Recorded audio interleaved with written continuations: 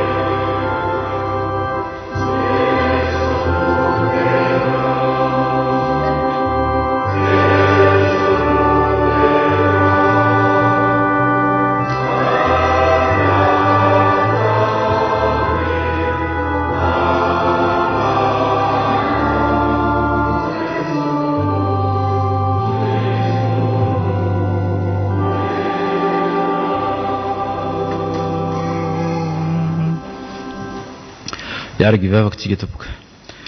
Ry Jesosy Kristy tomponay io, mbola misaotra sibidera ary mankalaza ny anaranao indray zahay amin'ity maraina ity. Mbola misaotra anao zahay noho ny fitahinao sy ny fahasoavanao ka nitantananao anay tamin'iny maraina iny ka tafavory eto amin'ny tranonao indray ankehitriny. Eny tompo, tsy ny herinay na ny tanjakay nafahanay na tanteraka izany fa ianao no nitarika anay, ianao no na bitsika tao anatinay fa mila mandray ny teninao tokoa zahay amin'ity androany ity, koa manatrefeno anay ianao tompo, ary aoka ny eny mba ny fanahy masinao no toetra ty anatinay tsirairay avy ka afahanay manao ny fiderananao amin'ity androany ity araka ny sitraponao, ary dia misaotra anao tamin'ny fitantananao teny amin'ny lalana rehetra izay nalehanay ka nahatongavanay eto indray ankehitriny. Ianao ilay Andriamanitra velona sy manjaka, ianao nefa nitaridalana anay ary niay anay tao anatin'izay fotoana rehetra izay ka nanome anay an'ity herinandro vaovao ity indray. Dia mametraka izao fotoana rehetra izao indray izay tompo eo ambany fitantananao, dia ianao anie no hitoetra aty anatinay mandrakariva ary ampiainy ny sofinay, ampiteny ny vavanay ihany koa amin'ny fiderana ary ny fonay mba tena hitoetra amin'izany fiderananao izany, ka mba homendrika anao tokoa zahay ry Jesosy Kristy tompo, ary homendrika ihany koa ny fiderana sy ny fankalazana izay hoentinay amin'ity anio ity. Dia misaotra indrindra tompo. Amen. Petraka ny fiangonana. Tonga eo amin'ny fankalazana ny tenin'Andriamanitra tsika ry havana, ka ny mialohan'ny anatanterana ny vavaka sy ny vakiteny dia ny hira fa 7:100 ny andininy voalohany ihany no ataotsika. Ary rehefa vita ny vavaka sy ny vakiteny dia andraisantsika ny tenin'Andriamanitra dia ny hira fa 9:700 ny andininy voaloha sy ny fahaefatra.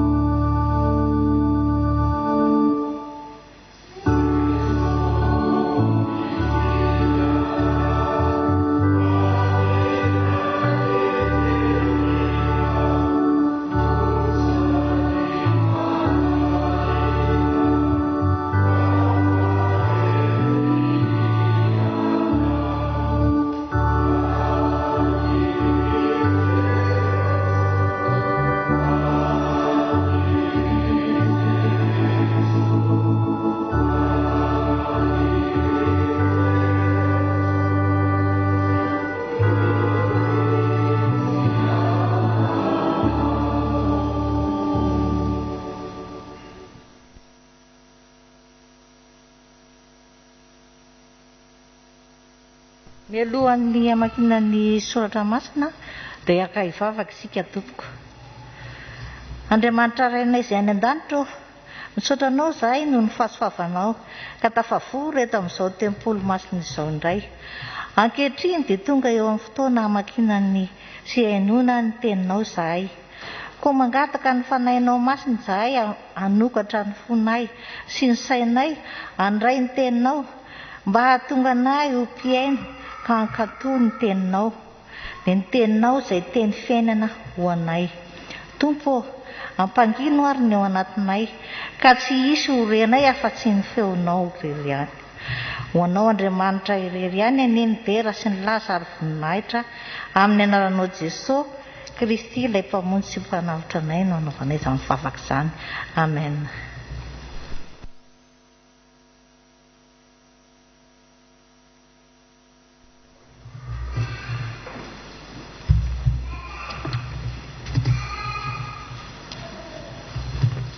Iaraka mamaky ny teny soratra masintsika tompoko. Izany dia ho hitantsika ao amin'ny boky ny mpitoriteny. Mpitoriteny toko 9 ka ny andininy 9 ka hatramin'ny 7.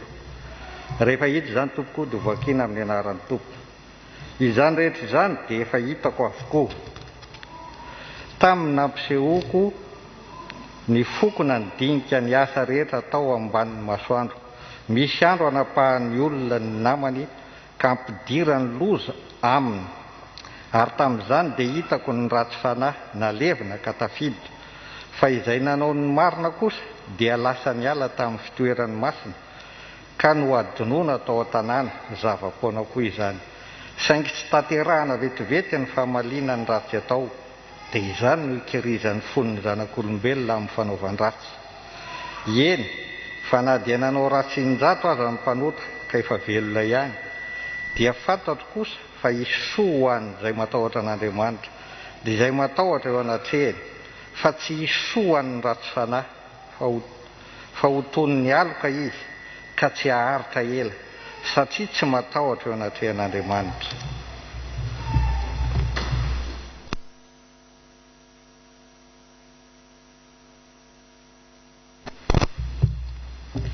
Marka toko 12 andininy voalohany hatramin'ny 12. Marka toko 12 andininy voalohany hatramin'ny 12 amin'ny anaran'i Jesosy. Ary niteny taminy izy ka nanao fanoharana hoe, nisy lehilahy anankiray nanao tamboloboka ka namefy azy manodidina sy niady famiazana ary nanao tilikambo, ka nahofany tamin'ny olona mpiasa tany izany, dia lasa nakany an-tany hafa izy. Ary noho ny tonga ny fotoana dia naniraka mpanompo anankiray izy hankany amin'ny mpiasa tany handray amin'ny vokatry ny tamboloboka. Fa ireo nisambotra ilay mpanompo sady nikapoka azy ka nampiala azy maina. Ary izy naniraka mpanompo anankiray koa ho any amin'ny indray, fa io koa dia noratrainy lohany ka nalany baraky izy. Ary naniraka anankiray koa izy, fa io kosa indray dia novonoiny ho faty, ary maro koa no nirahiny, fa ny sasany no kapohiny ary ny sasany no vonoiny ho faty. Ary mbola nanankiray izy dia nizanany lamalalany, ka noho ny farany dia naniraka azy hankany aminy izy ka nanao hoe hanaja ny zanako izy, fa izany mpiasa tany izany resaka hoe ity ny mpandovo, andeha vonoantsika izy dia ho antsika ny lova. Ary rehefa nisambotra azy izy dia nahafaty azy sy namoaka azy teo ivelan'ny tamboloboka. Koa ahoana no ataon'ny tompon'ny tamboloboka amin'izany? Ho avy izy dia andringana ny mpiasa tany ka omeny olo-kafa ny tamboloboka. Ary tsy mbola novakianareo va izao soratra masina izao? Ny vato izay nolavin'ny mpanao trano dia izy no efa natao fehizoro. Avy tamin'i Jehova izao ka mahagaga eo masontsika. Ary nitady hisambotra azy izy ireo, nefa natahotra amin'ny vahoaka izy, satria fantany fa ny tena no lazainy tamin'izany fanoharana izany, dia nandao an' Jesosy ny olona ka lasa. Epistily voalohany ho an'i Timoty, toko voalohany andininy 5 hatramin'ny 11. Timoty voalohany, toko voalohany andininy 5 hatramin'ny 11. Fa ny antony didy dia fitavana avy amin'ny fomadio sy ny fieritreretana tsara, ary ny finoana tsy mihatsara velatsia izay nivolian'ny sasany ka nanio amin'ny tarifony izy, dia olona izay te ho mpampianadalana kanefa tsy fantany akory izay lazainy na izay hitopony. Nefa fantatsika fa tsara ny lalàna raha entiny olona araka izay antony, ka fantany fa tsy ny olona marina no nanaovana ny lalàna, fa ny mpandika lalàna sy ny maditra, dia tsy matahotra an'Andriamanitra sy ny mpanota. Ny olona tsy manaja izay masina sy ny olona vetaveta, ny mpamony ray sy ny mpamony reny, ny mpamony olona, ny mpijangajanga, ny sodomita, ny mpangalatra olona, ny mpandainga, ny mpiainitsy-to, ary na inona manohitra amin'ny fampianarana tsy misy kilema, araka ny filazantsara voninahitr'Andriamanitra finaritra izay natolotra ho adidiko. Ray Masino, manamasinana ny fahamarinana, ny tenao fahamarinana. Amen.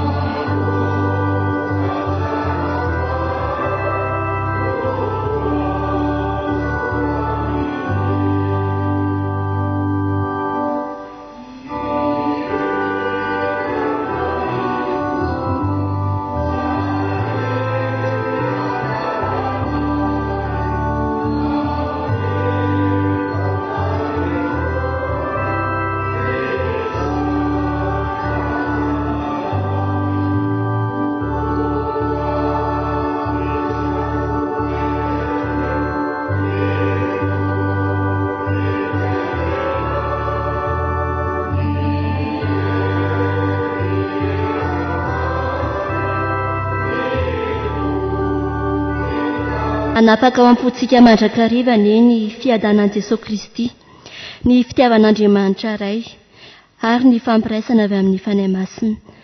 Amen. Faly miarabantsika amin'ny anaran'ny Tompo, na izay manatrika eto na ny any an-tokantrano. Fiadanan'ny Tompo aneo amintsika tsirairay avy. Miombona mivavaka isika. Ry Jesosy Tompo sy mpanjakanay eo, misaotra anao izay efa mbola manakambara aminay ianao amin'ity anio ity.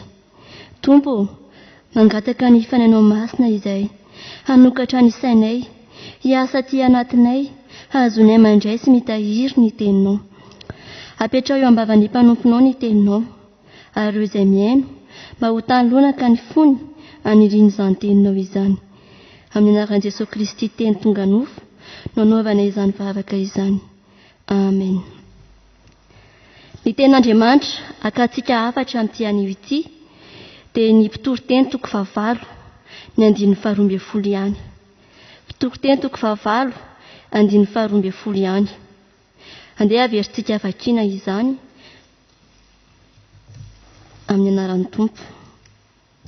Eny, fa na dia maratsy ny zato aza ny mpanota ka ela velona ihany, dia fantatro kosa fa izy soa izay matahotra an'Andriamanitra, dia izay matahotra eo anatrehany.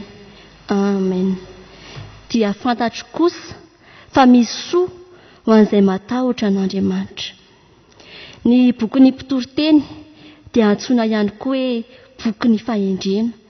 Izany hoe nosoratan'ny olona manam-pahendrena, lazaina hoe olon-kendry. Izay noteneniny arak'izany dia teny mpahendrena.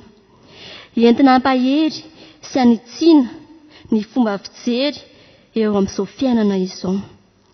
Ambarany fa ny fiainana eto an-tany dia zava-poana, ary dia miverimberina izany teny izany ao amin'ny boky ny mpitory-teny. No inona? No ireo loza mitatao toy ny fahafatesana sy ny tsy fahamarinana. Mandalo sy tsy azo antoka ny fifaliana sy ny fiezahan'olombelona, ny atanorana, ny arena, ny voninahitra dia mandalo sady tsy azo antoka ireny. Fahendrena tsy nentim-paharazana nefa no ampitainy, fa ireo zavatra ny ainany no ny fandinihana sy ny fikarohana no dikany fiainana hoe ka namoahany izao fehiteny izao manao hoe dia fantatro kosa fa misy soa ho an'izay matahotra an'Andriamanitra. Fantatro kosa fa misy soa ho an'izay matahotra an'Andriamanitra. Lesona telo no raisintsika avy amin'izany ho fampaherezana. Voalohany, aza mandany andro mijery ny fifaliany ratsy fanahy. Aza mandany andro mijery ny fifaliany ratsy fanahy. Aza mampahory ny tenanao, ary aza mandoto ny fonao amin'ny fijerena ny fifaliany ratsy fanahy. Fa na dia levona izy ireny dia fantaro fa misy soa ho an'izay matahotra an'Andriamanitra. Anisan'ny fakapana mahazo ny olo-marina ny fahitana fa matetika no toa mandresy ny ratsy fanahy, ary mazana no toa tsy mahazo sazy ny mpanota. Milamina ny fiainany, mahazo izay iriny fony izy. Hitantsika izany any amin'ny Salamo 7:70, ny 15 ka hatramin'ny 15. Raha sitraka reo dia andeha vakitsika izany Salamo 7:70, ny 15 ka hatramin'ny 15 izany. Salamo 7:70, 15 ka hatramin'ny 15 manao hoe: fa izao dia saiko ny iblisatra ny tongotro, saiko solafaka ny diako, satria nialina ampirihary ao raha nahita ny fiadanany ratsy fanahy. Fa tsy misy fanaintanana amin'ny fahafatesany, ary fasotra ny heriny. Tsy mba misy navesatra azy tahaka ny olona sasany, ary tsy mba azo pahoriana tahaka ny olon-kafa izy. Nefa dia izao hoe manome toky antsika Andriamanitra fa ho saziana tokoa arak'izay sahaza azy ireny mpanota ratsy ireny. Eo amin'ny 11 manao hoe: saingy tsy mpitory-teny toko 9, 11 no ahitantsika hoe saingy tsy tanterahana vetivety ny fahamarinany ratsy atao, dia izany no kirijany fony zanak'olombelona amin'ny fanaovan-dratsy. Eo amin'ny 17, fa tsy hisy soa ho an'ny ratsy fanahy, fa ho toy ny aloka izy ka tsy aharitrela satria tsy matahotra eo anatrehan'Andriamanitra. Ry havana, rehefa lany andro mijery ny fiadana ratsy fanahy isika dia tsy hanam-potoana intsony andiniana ny fitiavan'Andriamanitra, tsy hanam-potoana intsony andiniana izany fitiavan'Andriamanitra izany. Ny sambo dia tsy ho rendrika noho ny rano izay manodidina azy, fa noho ny rano tafiditra ao anatiny dia rendrika. Koa aza vela ho tafiditra ao anatin'ny fiainanao ny zavatra tsy manodidina anao ka handrendrika ny fiainanao.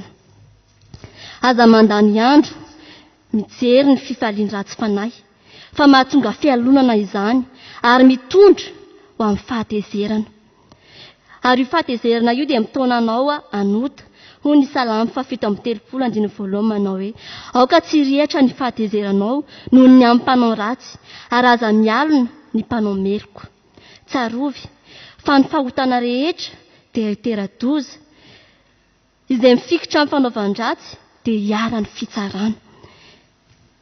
Ny fizahan-toetra dia manefy ny olo-marina hitombo hery, satria fantaro fa misy soa ho an'izay matahotra an'Andriamanitra. Aza mialina izay ataon'Andriamanitra amin'ny hafa, fa misaora azy amin'izay efa nomeny anao. Ary minoa fa mbola noho ny asany eo amin'ny fiainanao izy, fa ny sandriny ratsy fanahy ho tapatapaka, fa Jehova manohana ny marina. Ry havana malala, aza mandany andro mijery ny fifalian'ny ratsy fanahy, fa fantaro fa misy soa ho an'izay matahotra an'Andriamanitra. Mandrakariva eo amin'ny fiainantsika dia hita ho manjaka ny ratsy, ary toa ny fiainany indray aza no mandroso noho ny fiainan'olona matahotra an'Andriamanitra. Izao anefa no azo adinoina, isy valiny avokoa izay ataon'ny olona, ary mandray ny valiny araka ny ataon'ny tsirairay. Ho anao efa mino dia miorena, aza miova, atanjao ny finoana, ary haino tsara ny fahatahoran'Andriamanitra, fa izany no hiaviany soa eo amin'ny fiainanao, ahafahanao mandova ilay fiainana feno fahasoavana izay efa nomaniny Jesosy Kristy ho anao. Lesona faharoa dia ny hoe manana fahatokinan'Andriamanitra. Manana fahatokinan'Andriamanitra. Na dia manao ratsy injato aza ny ratsy fanahy ka ela velona ihany, dia aza kivy ny amin'ny zavatra sarotra lalovanao ianao, indrindra manoloana tsy fahamarinana misy eo amin'ny fiainana, ka ny ratsy fanahy indray no ela velona. Ny olona marina indray no toa mijaly dia manontany tena isika hoe aiza Andriamanitra? Tsarovy fa mpampianatra dia mitoetra ao mangina mandritra ny fotoam-panadinana, mampandalo anao fizahan-toetra Andriamanitra mba hanefenanao mahery, sy hanadiovana anao iompiainana ao aminy. Matokia an'Andriamanitra, fa fantaro fa misy soa ho an'izay matahotra an'Andriamanitra. Mifikira amin'ny hatrany, aza miala, fa na hiala aza ianao dia tsy misy afaka hiantoka ny fiainanao, na hanay aza ianao, vao maika ampitombo ny fahorianao izany. Ny fahoriana dia sady tsy hamany problème anao rampitso no hanaisitra ny fiadananao ankehitriny. Ny crayon an'Andriamanitra dia tsy mba misy gomme, satria Andriamanitra dia tsy mba diso na manao adisoana. Noho izany ry havana, avelao Andriamanitra hanoratra ny tantaram-piainanao, satria izay nasehony eo amin'ny fiainanao dia misy antony avokoa ny zavatra rehetra izay ataon'Andriamanitra eo amin'ny fiainanao. Dia tsy inona izany fa ny hanehoany ny voninahiny ho anao, satria misy soa ho an'izay matahotra an'Andriamanitra. Andriamanitra tsy mba tara fa ny olona no tsy manam-paharetana, fa fantaro fa misy soa ho an'izay matahotra an'Andriamanitra. Indraindray dia toa mikatona tokoa ny varavarana, tsy fantatra hoe nahoana, nefa aoriana kely dia hisaotra an'Andriamanitra isika, fa hay niaro antsika izy tamin'ireny fotoana ireny. Mety misy loza mitaotao tokoa eo amin'ny fiainana, matokia an'Andriamanitra, fa rehefa manomboka ny fatokiana dia hiena ny fanahiana. Rehefa manomboka ny fatokiana ao an'Andriamanitra dia hiena ny fahoriana. Io fatokiana io anefa dia tsy fanekena fotsiny ny fisehoan-javatra, fa ny finoanao an'Andriamanitra dia manana fikasana tsara efa nomany ho anao. Matokia fa misy soa ho an'izay matahotra an'Andriamanitra. Mandray an-tanana ny fiainanao izy, mikarakara izy rehefa tena matoky azy ianao. Lesona fahatelo ry havana sady farany, mifalia amin'izay nomen'Andriamanitra anao. Mifalia amin'izay nomen'Andriamanitra anao. Aza mandany andro mijery ny fifaliany ratsy fanahy, manana fahatokiana an'Andriamanitra, fa misy soa ho an'izay matahotra an'Andriamanitra. Tsy tokony ampitany fiainanao amin'ny fiainan'ny hafa ianao. Samy manana ny fomba sy antony hitondrany fiainan'ny tsirairay Andriamanitra. Ny tena fahasambarana dia ny fahafahana mifaly amin'izay ananao sy ny toerana misy ianao. Tsy voatery hananao avokoa nefa ny zavatra rehetra, ary tsy afaka hanana ny zavatra rehetra koa ianao.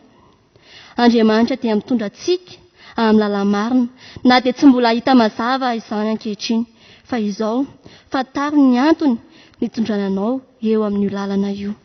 Raha za manokana ry havana, tamin'ny voalohany afaka tao amin'ny toeram-panomanana. Za nefa tao anatin'izany dia efa niasa talohan'ilay fanadinana dia afaka. Dia raha mijery ny fiainan'ireo namako mpiara-miasa taloha, efa lasa lavitra izy ireo. Kanefa ry havana, naninona ary izany natsoan'Andriamanitra. Dia izao hoe misy antony avokoa kay ny zavatra rehetra, ary fantaro izany antony izany eo amin'ny fiainanao. Kanefa tsarovy fa Andriamanitra ihany koa dia mahalala ny hevitra hiverana ao anao izy, ary izay ilay hevitra tonga fiadanana, izay ilay fahasambarana. Ka koa izay miandry fahasambarana ny ho avy dia tsy mendrika ny aina ankehitriny. Ny fahasambarana dia eto sy ankehitriny fa tsy amin'ny ho avy. Ny fahasambarantsika dia eto sy ankehitriny fa tsy amin'ny ho avy. Anjaranao ny maneho izany dia ny fahitanao sy ny fankasitrahana izay nomen'Andriamanitra anao, nitondrany fiainanao. Fantaro fa misy soa ho an'izay matahotra an'Andriamanitra.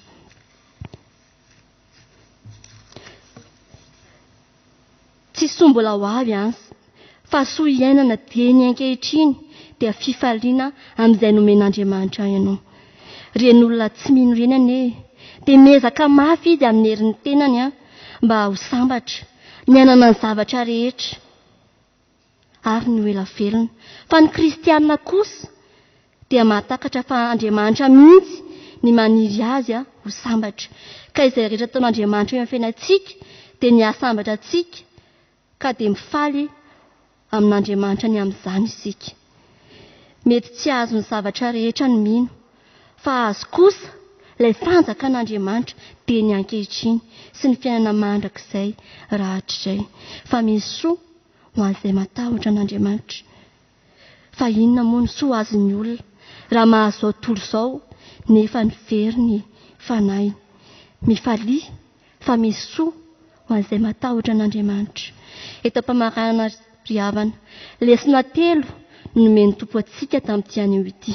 Voalohany, aza mandany andro mijery ny fifaliany ratsy fanahy, manana fahatokiana an'Andriamanitra, mifalia amin'izay nomen'Andriamanitra anao.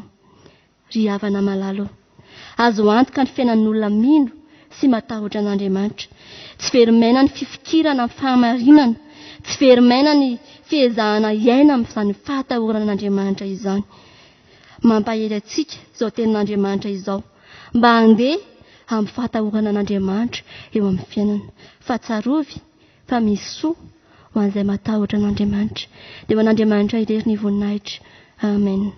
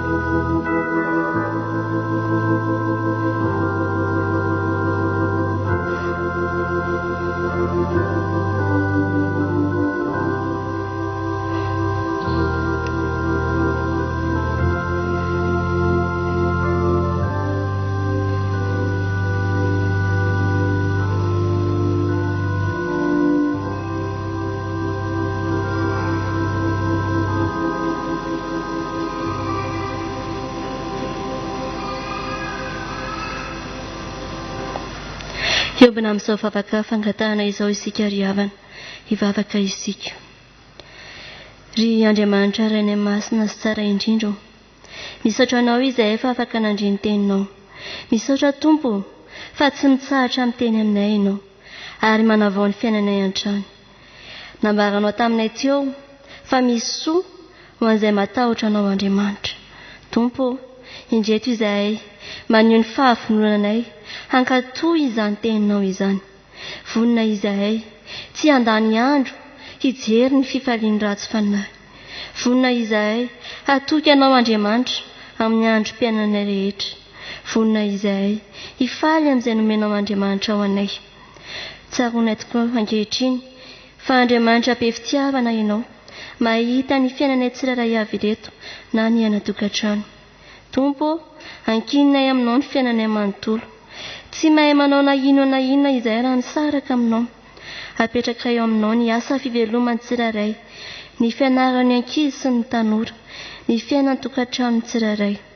Tompo, mangataka aminao izay ny hery sy ny tanjaka ary fahasalamana ahavitanay ireo adidy maro izay napetraka ao taminay. Zanakao tokoa izahay, asa ny tananao dia adidinao ihany. Vavaka izahay ho an'izao fiangonana izao, apetraka aminao mba ho tanteraka soamantsara ny fifandraisan-tanana eo amin'ny mpitandrina mivady sy ny fiangonana. Ianao ny asa sy ampahery ireo olona natsoinao hanomana izany. Ny asa rehetra izay mbola miandry izao fiangonana izao dia apetraka aminao. Jereo ny fiangonana amin'ireo fivoriana izay ho tanterahina dia ny sinôda lehibe izany. Da io ny filohan'ny FJKM sy ireo mpiandraikitra foibe. Tompo, ny vavaka izay ao amin'ny firenenay. Hoy ny teninao hoe antsoy aho dia ho valiako ianao ary anehoako zava-mahagaga izay tsy takatra ireo ianareo. Misaotra Andriamanitra fa na inona zavatra miseho ato amin'ny firenenay amin'izao fotoana izao dia tsapanay fa mamindra fo mandrakariva amin'ny vahoaka malagasy ianao. Tao isan'andro ny olona tena hifikitra hanana fahatokinanao. Tompo, tsy fo ny tananao fa mahavonjy, koa avonjeo ny tananay, iantrano nosinay fa mijaly. Mivavaka izay ao ireo tsy salama sy ny manana olana. Tompo, hainao ny zavatra rehetra ary ianao dia tsy miova ho maly sy anio ary mandrakizay. Dia kapoka taminao ny nahasitranana ny aretina rehetra. Tendreo ny loharanon'aretina. Fa ao ny olana ho an'izay manana olana sy mandalo ato sarotra. Izay tsirairay avy ireto koa, manana izay fanirianay, etaponay tianay entiny ao anatrehanao, koa mba hinoa ny vavaka mangina aty anatinay.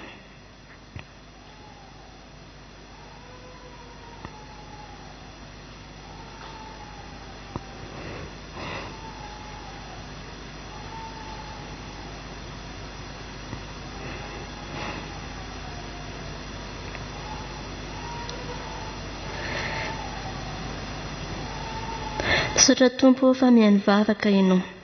Ny vavaka dia akambanay amin'ilay vavaka nampianarinao manao hoe Rainay izay any an-danitra, ho amasina ny anaranao, ho tonga ane ny fanjakanao, atao ane ny sitraponao, ety atantaka ny any an-danitra, meo ane ny anasaza ao anay, ary mamelà ny elokay, tahaka ny amelanay izay meloka taminay, ary aza mitondra anay amin'ny fakapana, fa manafahanay amin'ny ratsy, hanao ny fanjakana sy ny hery, ary voninahitra mandrakizay.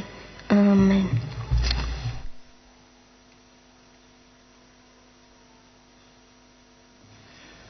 Manoloana izay tenin'Andriamanitra nolaisitsika teo ry havana dia andeha hanambara ny finoantsika amin'ny Jesosy Kristy ka ny fanekempinoana laharana fahaefatra andeha hanambarantsika ny finoantsika eo am-pitsanganana.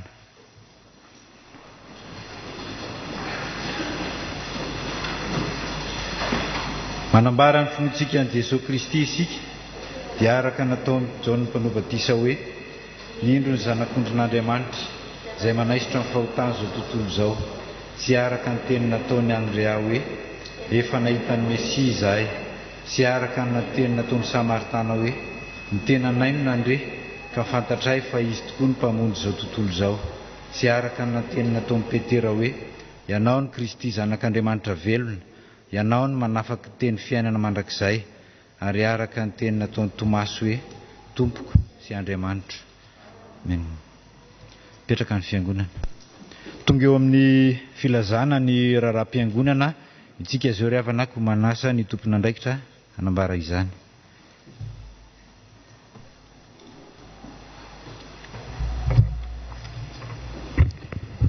Tonga amin'ny filazana ny raharaha sy ny asan'ny fiangonana isika ry havana. Hoy ny tompo amintsika: koa amin'izany ry rahalahy mahalalako dia miorena tsara, aza miova ary mahefabe mandrakariva amin'ny asan'ny tompo, satria fantatrareo fa tsy foana tsy akory ny fikelezanareo aina ao amin'ny tompo. Korintiana voalohany 12:7-20. Aorian'izao filazanandraha izao dia hanao fanentanana ento ny solotena avy ao amin'ny komity fifandraisan-tanana, ary ny ray aman-dreny mpitandrina no hanohy sy hamarana izany. Taratasy fampahafantarana sy fanasana. Ny mpitandrina Ranorovelo miaran-tsoa Rojo Sonambinina, izay mpitandrina mpizahatra raha teto amintsika tamin'ny herintaona, dia hiatrika ny fanohanana mpahabe maso ny lahatsoratra famaranana izay nampitondraina ny lohateny hoe ny fiangonana mampiona ny olona amin'ny Jesosy Kristy sa mampiona ny olona amin'ny rafitra. Koa dia fifaliana ho azy ireo ny mampafantatra sy manasa antsika hanatrika ny fanohanana mpahabe maso io asa fikarohana io. Izany dia ho tanterahana ny Alarobia 30 septambra 2024 amin'ny 2 ora tolakandro ao amin'ny fakulté de théologie Ambatonakanga. Filazana fanorena tokantrano. Ramatora Zafiarso, Andriamatora Andriambelo Ramarikota, Ramatora Tompo Malala Arinosy, Ramatora Zafimahefa Dorety, Andriamatora Tsitoaina Albera, Ramatora Zafimahefa Voahirana, dia faly mampahafantatra anareo fa hanamasina ny fanambadiany Inaina Andriambelo sy Miora Ratsitoaina ny 7 ny volana Oktobra 2024 amin'ny 10 ora maraina amin'ny FJKM Ambatomena. Filazana manjo. Sitrak'Andriamanitra no ny antsony ny malalanay ny sabotsy 7 septambra 2024, Dr Tsimbahary Manantsoa Josoa Loolona, rehefa nampindraminy anay nandritra ny 120 taona. Hoy ny zanany, ny zafiny, ny raitapo aminy, ny raitapo amin'ny vadiny ary ny fianakaviana manontolo. Ny nofony dia efa voapetraka ao amin'ny toerana izay andrasany ny fiainana mandrakizay ao Tangaina ny talata 12 ny volana septambra.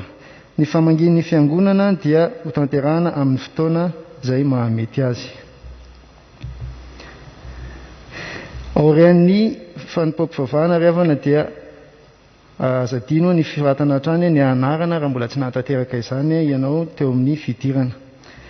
Ilazana ihany koa tsika fa ny mofonaina dia mbola misy ihany ao ivelan'ny tokotanin'ny fiangonana anio. Dia toy izay ireo rahan'ny fiangonana dia ho an'Andriamanitra rery ny voninahitra.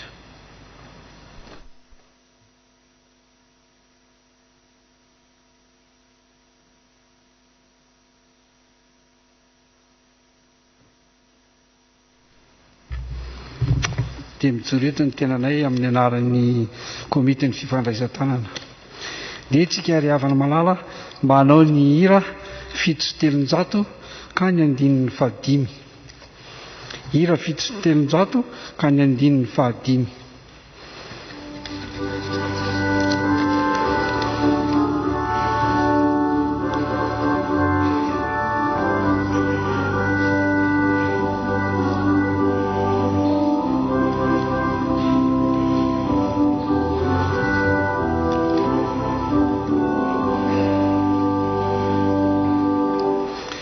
Izano azoto mba hiasamo, izano androso mba ho endrikyo.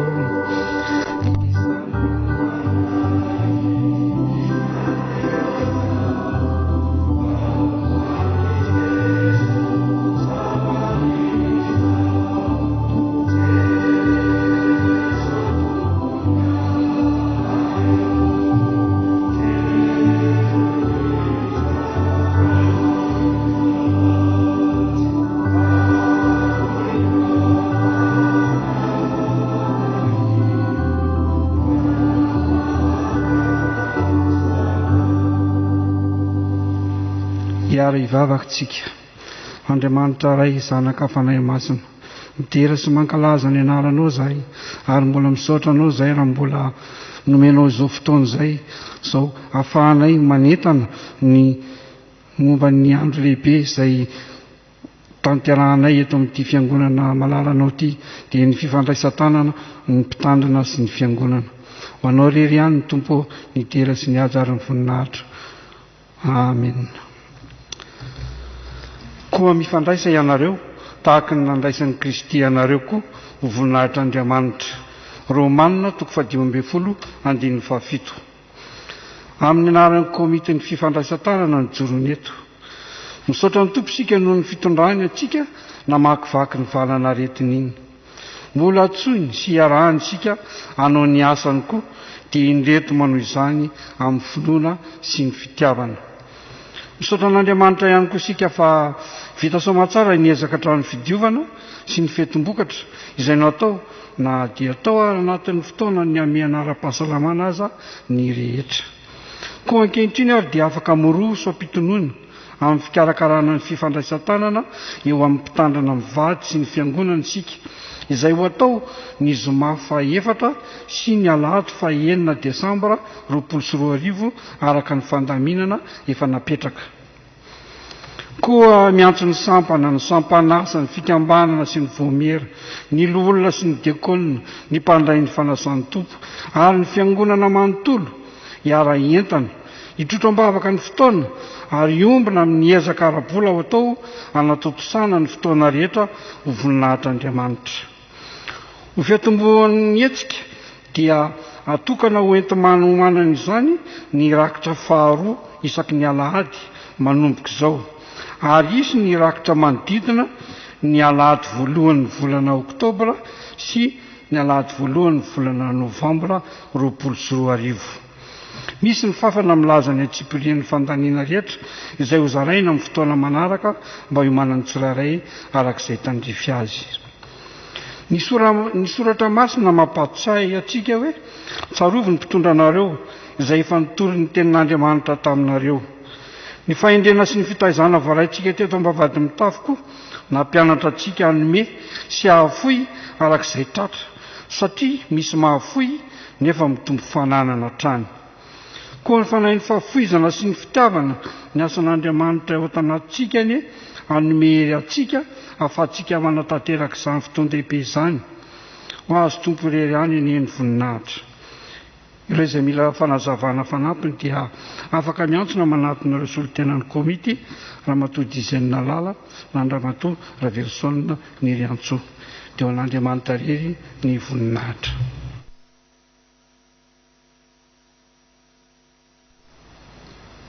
Aza mahafoy ny fiarahantsika miangona. Izany teny izay nitarihan'ny fanahin'ny Paoly Apôstôly ao amin'ny bokin'ny Hebreo 10:25 zany dia afaka no tenin'Andriamanitra ifampiara-batsika sy fampiara-isika soa na hatratra ny alahady 7 ny volana Septambra 2024 ity. Marina fa ao ny sakatsakana maro samihafa, na ny lafiny ara-pahasalamana zany, na ny lafiny halavira-toerana, samy manana ny sakatsakany tsika tsirairay avy kanefa isaorana ny tompo. Na ho an'ny eny tokantrano zany, na ho antsika eto antranon'Andriamanitra fa notain'Andriamanitra tokoa isika ka tonga maro tamin'ity anio ity. Miara-mivavaka sy hanome voninahitra an'Andriamanitra. Tena zava-dehibe ry havako. Ny fotoana iarahantsika mivavaka sala amin'izao. Matoa ny sohatra masina amin'azy aza mahafony fiarahantsika miangona, farafakely ny zavatra roa ny antony. Ny voalohany dia izao, eto anivon'ny fiangonana no ampitoeran'Andriamanitra ny anarany ka azahoantsika midera azy. Tena zava-dehibe zany ry havako. Ny faharoa, ambaran'ny tompo Andriamanitra fa eto anivon'ny tempolo misy tsahantsika ny fiadanan'Andriamanitra sy ny fitahiana. Tena zava-dehibe amintsika zany satria ny andro voalohany amin'ny herinandro no rahantsika mivavaka ety am-piangonana. Ka ny fitahiana sy ny tsodrano men'Andriamanitra atsika no entsika mamakivaky ny herinandro. Ka dia manentana anao ry havako, etany ny havana mantsakaiza, etany ny fianakaviana, anao zava-dehibe ny fahatongavantsika raha-mivavaka. Marina fa eo moa ny fisian'ny valana entina ny tompon'andraikitra ara-panjakana dia milaza fa tsy maintsy hiara-miaina amin'izany tsika maritra ny fotoana irina mba tsy ho ela be. Na eo ara-nefa zany ry havako dia izao, aza atao ambany zavatra ny fiarahantsika mivavaka ety anivon'ny fiangonana. Fa ny fiarahantsika mivavaka ny fampivavahantsika ho azahoantsika tokoa fahasalamana sy fahasitranana.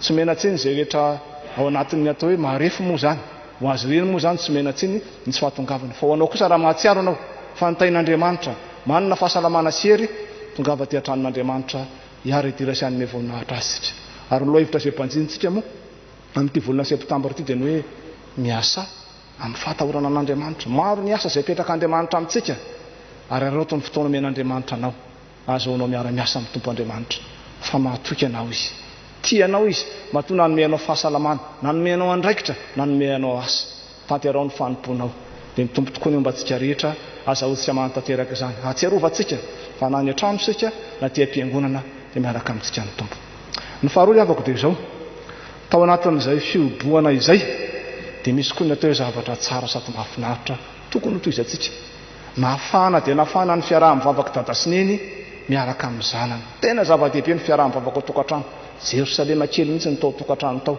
irina riavana itoy mandrakarivo zany tsara ny nakaty am-piangonana fa tsy foanatsika koa ny fiaraha-mivavaka ao tokantrano ao dia mampahery anao riavako fa ny olana tsy maintsy misy ny fahasaranana tsy maintsy misy ny adidy tsy maintsy misy fa izahantsika tanterahany reny satria isaka ny mivavakantsika dia mahatsiaro fa miaraka amintsika ny tompo ary mampahery antsika izy dia maheretra mivavaka riavana vava mandrakariva ka aza mitsahatra ny fahatelo riavako dia izao fatatsika fa ao anatin'ny tsy fahasalamana ny ray aman-drentsika dia raha matorany evy fary zany fa maro ny vavaka nataontsika azy maro ny fanampihana ataontsika azy saorana antsika rehetra zany fa kehitriny riavana tena tsy salama mafy zany mpanompon'Andriamanitra zany tena mila ny vavaka ataontsika izy ary mila ny fanohanana izay ataontsika koa manentana antsika fiangonana manontolo riavana manentana ao ny tokantrano any tsarovy ambavaka zany mpanompon'Andriamanitra zany sy ny fitsaboana azy ary raha misy miazo ny tananao atao dia atolory mba anohanany zany mpanompon'Andriamanitra zany mba azahoan'ny tsabo tena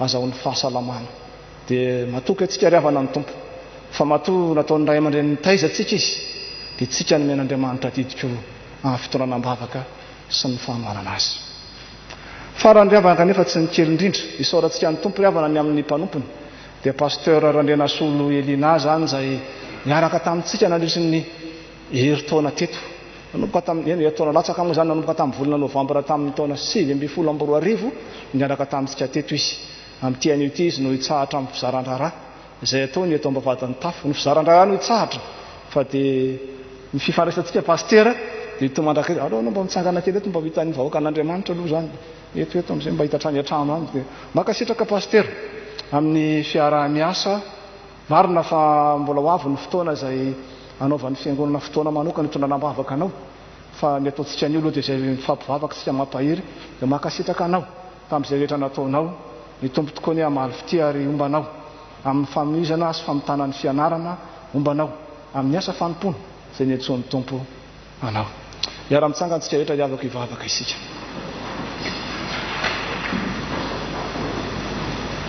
tompo ao misaotranao indrindra noho ny amin'izao mpanomponao izao izay efa nofidinao ary rahanao sady iomana amin'ny fitohinan'ny filazantsaranao ary efa nantanteraka izany izy teto anivon'ny fiangonanao tao anatin'ny herintaona latsaka ankehitriny tompo amaran'izany fizaran-draharaha zany izy ny fizaran-draharaha no hitsahatra fa ny fiambonana kosa ny fampaherezana tompo derena itoy mandrakariva ka ianao lefa niantso sy mifidy azy Jesosy mbola omba azy azahoany mamita ny fianarana ary anao manasady mba hirotsaka eo an-tsahanao ompitoeran'ny filazantsaranao dia mianaranao ry Kristy mahavonjy no anoana izany vavaka izany ary ampitoerana ny fiadananao tokoany na ho amin'ny fiangonana na ho an'ny ankonan'ny mpanomponao misaotra Jesosy amen afaka mipetraka sy tia rehetra avy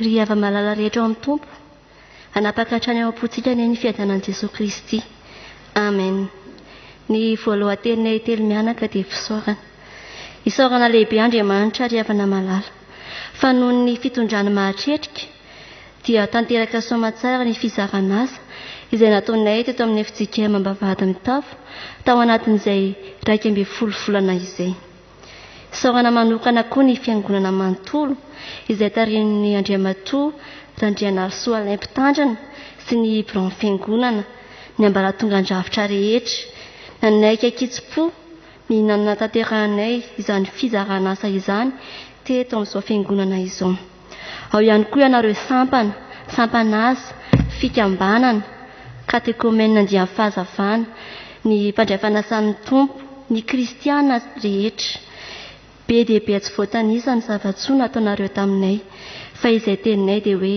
misaotra misaotra misaotra. Andriamanitra ilay manakare-pahasoavana ane amaly izay rehetra nataonareo taminay izay azo antoka fasitrany sy teliny tokoa izay vitanareo sy nataonareo rehetra. Mamelay ianareo hitodika manokana ho an'ny pasteur mianakavy. Be dia be pasteur ny zava-tsoa nozarainareo taminay ary tena tsapanay fa izay rehetra fantatrareo fa mety ho ilainay amin'ny fitondram-piangonana dia nozarainareo taminay. Niseho teo amintsika avokoa ny endrim-pifandraisana rehetra misy na mampianaka izany mpianatra sy ny mpampianatra ary tamin'ireny rehetra ireny dia nasehonareo tokoa fa vao miana mamindro amin'ny asa fanompoana tokoa izay ka dia nitoloranareo tanana sy notarianareo amin'izay tena tokony ho izy. Misaotra indrindra pasteur. Faharoa dia fampatsiahivana. Mety misy tokoa izay tsy fahatomombanana ry havana malala nandritra izao fizarana asa izao ary dia izany indrindra no mampatsiahivinay manao hoe mbola mpisatra hafa ihany izahay, mbola tsy tomombana ho amin'ny tena ho izy. Ialainay tsiny ireny rehetra ireny satria tokoa mahampisatra asanay ary ny alana amin'ireny indrindra no nanaovanay izao fizarana asa izao. Fahatelo farany, mampahely antsika rehetra amin'ny asa fanompoana izay tanterahintsika fa anisany tazomantsika sy tehirizantsika ny finoantsika ho velona trany ka ho hitan'i Jesosy Kristy amin'ny fiverenany eny amin'ny raolanitra dia ny asantsika sy anatanterahantsika ny asa fanompoana koa dia mahireza sy mazotoa amin'izany efa niantsona antsika rehetra izany. Tsy manan-javatra ho zaraina aminareo izahay amin'izao fotoana farany ny ao antsika eto izao fa toa kosa nomenay fa hivavaka ho anareo hatrany izahay. Ilay Jesosy Kristy ny fampizarantsika ny fahandresen-dahatra ny aminy ane hahatahiry antsika rehetra amin'ny finoana tsy mety levona ka hajoro isika eo anatrehany amin'ny fotoana izay verenany indray. Mankasitraka tompoko dia ho azy irery ny voninahitra. Amen.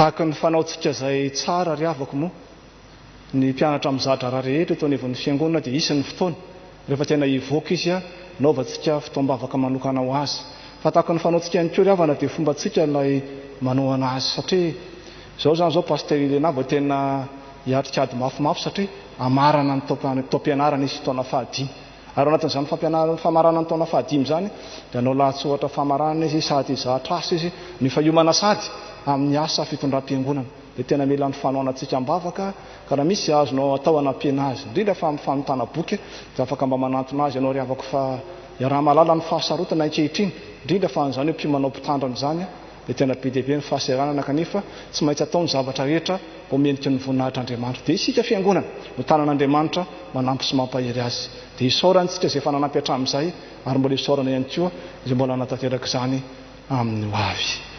Ny alohan'ny amarantsika izao filazan-draharaha izao ry havana fanaontsika moa rehefa faran'ny volana salamizao ny mitondram-bavaka izay manana tsingerin-taona tamin'ity volana septambra ity dia manasa anao ry havana izay manana tsingerin-taona tamin'ity volana septambra ity manasa anao mba hitsangana eny amin'ny toerana misy ianao.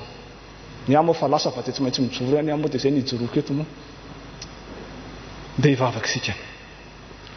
Endre ny fifalianay tompo noho ny amin'ny fitahianao fa na dia mandalo fotoan-tsarotra raha ny firenena ary tahaka izany koa ny fiangonanao dia mahatoky anay tokoa ianao ka manome asa manome andraikitra ary isaorana ianao tompo ny amiezaka nataon'ny tsirairay amin'ny famotana izany izay rehetra mbola tsy tanteraka tompo dia ianao ny mbola naferon'ny fiangonanao ny mpianakavy ny finoana tsirairay avy mba azahoany amanatanteraka izany ho voninahitry ny anaranao fa misaotra anao indrindra ihany koa tompo no amin'ireto mpanomponao tanora lehibe izay nahatsiaro fa notahianao tamin'ity volana septambra ity nahatratra ny tsingerin-taona dia isaorana anao indrindra izany Jesosy fa ianao ny ianao rotsaka mandrakariva ny fitahianao sy ny fahasoavanao amin'izy ireo ny atonivon'ny fiangonana izany na any amin'ny isa-tokantrano mba hatsiarovana izy mandrakariva fa tsy diso anjara amin'ny fitahianao izy tompo na ny ankehitriny fa indrindra ny ratra izay dia amin'ny anaranao Jesosy nanonoana izany mivavaka izany misaotra tompo.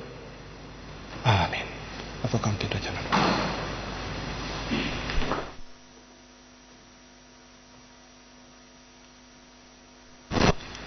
Tonga eo amin'ny fotoana ny fanoloran-tentsika ry havana amin'ny endrika hita maso dia ny rakitra izany koa ndeha ataontsika mpitsanganana ny hira firana fanampiny fa 5:10, hira firana fanampiny fa 5:10. Tsaroa fa izay manome am-pifaliana no akasitrahan'Andriamanitra.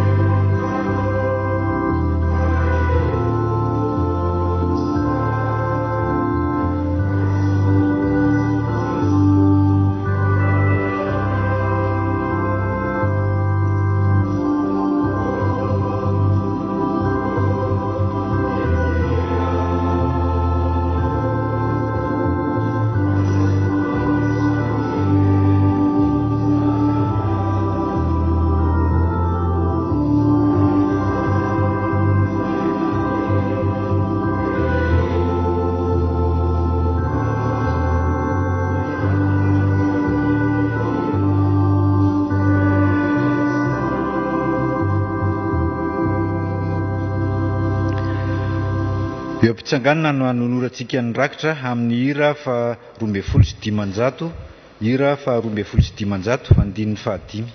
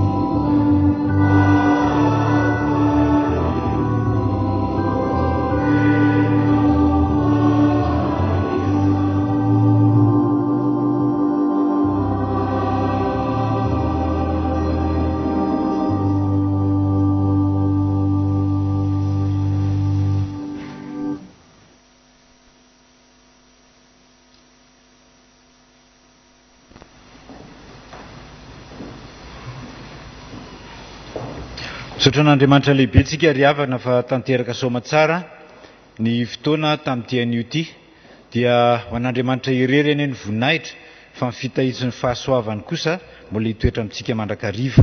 Mialohan'ny tsodrano izay omen'ny Ray aman-dreny mpitandrina dia ny hira fa 2:telopolo-sy-efajato, ny hira fa 2:telopolo-sy-efajato ny andininy voalohany sy faharoa no ataontsika mialohan'ny tsodrano.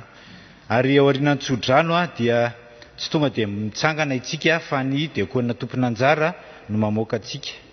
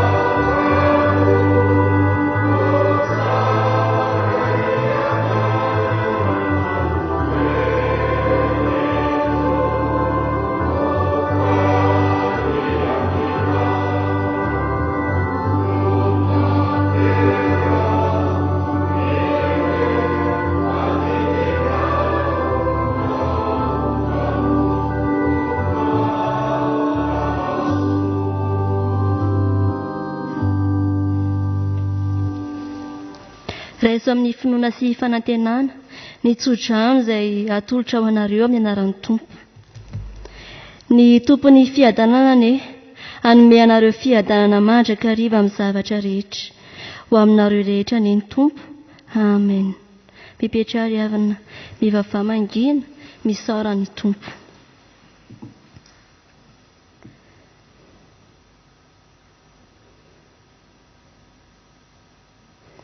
Misaotra raha fa niaraka taminay ianao ary rinay ianao mbola hiaraka aminay mandritra izao herinandro vaovao izay ho diavinay izao.